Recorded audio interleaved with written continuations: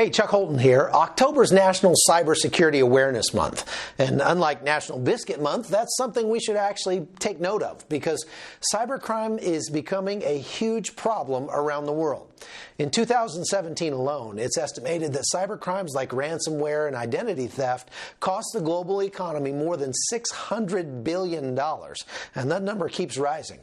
But today I want to talk about a little-known type of cybercrime that's affected more than 1 million Americans, but you probably haven't heard much about it.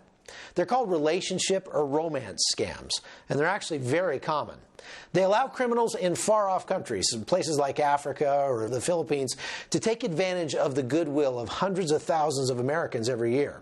Now, here's how it works. The scammer uses stolen photos to create an online persona, and they use dating apps and social media and the like to make contact with hopeful single men or women through those means.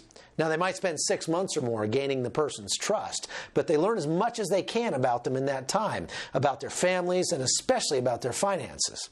They often claim to be an international businessman or worse, a U.S. soldier stationed overseas. Now, once they've gained the trust of their mark, they claim to have some sort of crisis. Their passport got stolen or they need money to close a big business deal. And then they go to their unsuspecting friend for help. Now, you'd think a person would have to be pretty gullible to send money to somebody they've never actually met. But these scammers are real pros at what they do, and they spin a story that will get their mark to be willing to help out just this once. But then the scammers continue asking for money. And if the victim gets suspicious, then they resort to blackmail or threats or anything else to get as much money from their mark as possible. Now, it's absolutely mind-boggling how much money people actually lose in scams like this. And here's where this story gets a little personal for me.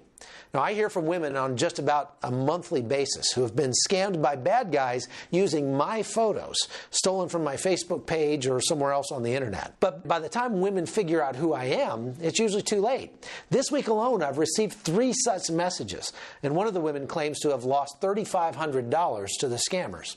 Now, these are some of the fake profiles that scammers put up to use my photos. You can see they even use pictures of my daughter to appeal to the compassion of their victims. Now, as much as I'd like to throat punch the jackwagons using my photos, I'm not the victim here. Problem is, this kind of crime is really difficult to prosecute, since it usually covers about 3 different jurisdictions on maybe 3 different continents. But the victims are very real. I've talked with multiple women who have lost their entire savings through scams like this, and there's nothing they can do about it. The bottom line is this: if you're looking for love on the internet, keep in mind that by some estimates, there are more than 1.5 million fraudulent dating profiles out there at any given time. So never, ever send money to someone you haven't met face-to-face. Because while these scams might not be as scary as North Korea attacking the power grid, for the victims, they are absolutely devastating.